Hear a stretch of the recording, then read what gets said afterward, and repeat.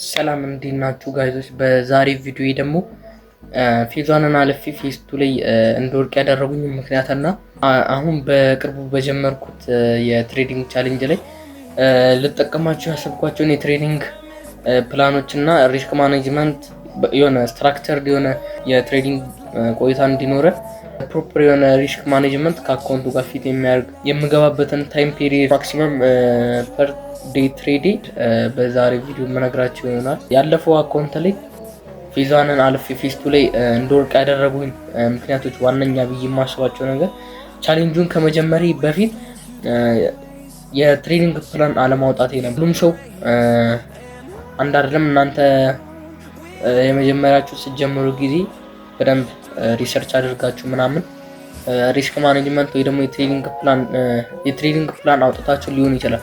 ነገር ግን እኔ ያው መሀል ላይ ስደርስ ነው የትሬዲንግ ፕላን ያወጡት። ከዛ ከሱ ጋር ፊት ለማድረግ ትንሽ ከብዶኝ ስለነበር ፌዝ 2 ላይ ለወርቅ ችያ ይህንን ነገር ለማስተካከል፣ ምክንያቱም ሰው ከስተቱ እየተማረ ስለሚሄድ ይህንን ቪዲዮ ለሰራ ተነስቻለሁ።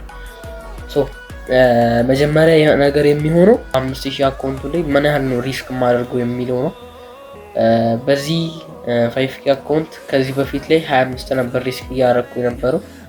ያው $5 አሁን አላርጊበት ወደ 30 ቀየር ያለው ማክሲመም ፐር ዴይ ትሬዲ አንድ ትሬድ ነው። ስለዚህ በቀን የምከስረው 30 ነው ማለት ነው።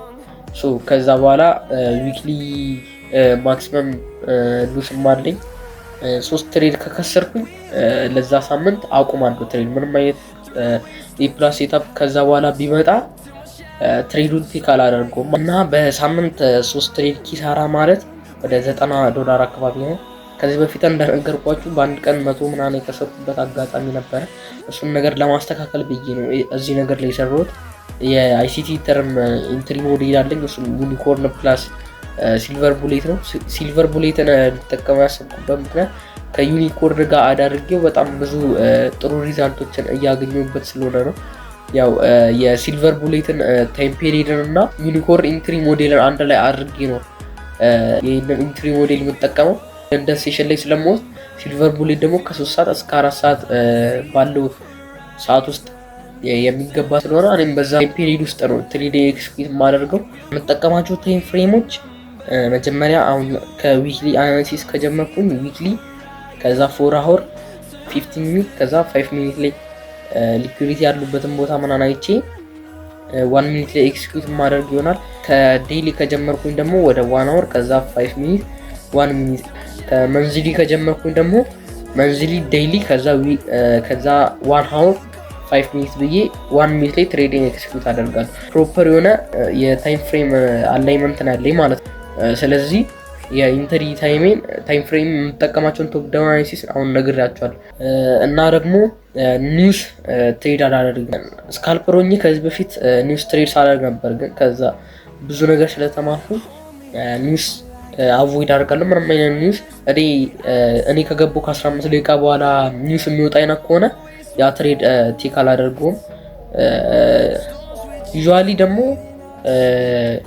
ለንደን ሴሽን ላይ ኒውስ ያን ያህል የለም፣ ነገር ግን አንዳንድ ጊዜ ሊኖር ስለሚችል እነሱን አቮይድ ለማድረግ ይሄ ፕላን ያስፈልገኛል ማለት ነው። ኒውስ ፕላን ግዴታ ነው ብዬ አስባለሁ። ስካልፐር ስትሆኑ ኮንሶሌሽንም ትሬድ ማድረግ ስለምችሉ ያን ያህል ኒውስ ትሬድ ማድረግ አስፈላጊ አይደለም። ሌላኛው ነገር ደግሞ አንድ ትሬድ ወይ ቲፒ ነው የሚነካው ወይ ደግሞ ኤስኤል ነው የሚነካው። በአለፉት የትሬዲንግ አካውንቶቼ ብሬክ ኢቭን ፓርሻል ምናምን እየወሰድኩኝ በጣም ብዙ ትርፎችን እና ሜንታሊም በጣም ብዙ ነገሮች ጎድቶኛል። ብሬክ ኢቭን አድርጌው ያስወጣኝና ቴክ ፕሮፊት እየነካ ኦቨር ሌቨሬጅ እያደረኩኝ ኦቨር ትሬድ እንዳደርግ አድርጎኝ ነበረ። ስለዚህ ሴት ኤንድ ፎርጌት የሚለውን የአሌክስጂን ፕላን ነው የምንጠቀመው እዚህ ቻሌንጅ ላይ። አንድ ትሬድ ወይ ቲፒ ነው የሚነካው ወይ ደግሞ ኤስኤል ሂት አድርጎ ያስወጣናል።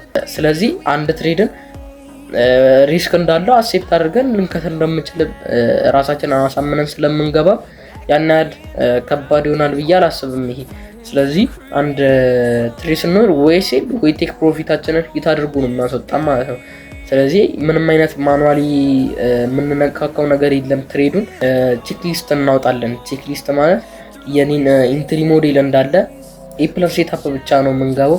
የኔን የኢንትሪ ሞዴል ቼክ ሊስት አዘጋጅቼ ማለት የራሴ የሆነ ኤፕላስ አለኝ። እሱ ላይ ቢያንስ 3ቱ ቲኮች ከሌሉ ያ ትሬድ ቫሊድ አይደለም ብዬ ስለማስብ እነዛን ትሬዶች ቴክ አላደርግም ማለት ነው። እና ለዛሬ ይዤላችሁ የመጣሁት ቪዲዮ ይህንን ይመስል ነበር። ይህንን ቻናል ሰብስክራይብ እያደረጋችሁ የጆርኒው ተካፋይ ሆኑ። በእርግጠኝነት ደግሞ ይህንን ቻሌንጅ ፓስ አድርገን እስከ ፓይወት እስከምናደርሰው አልጠራጠርም። ሰብስክራይብ ማድረግ እንዳትረሱ።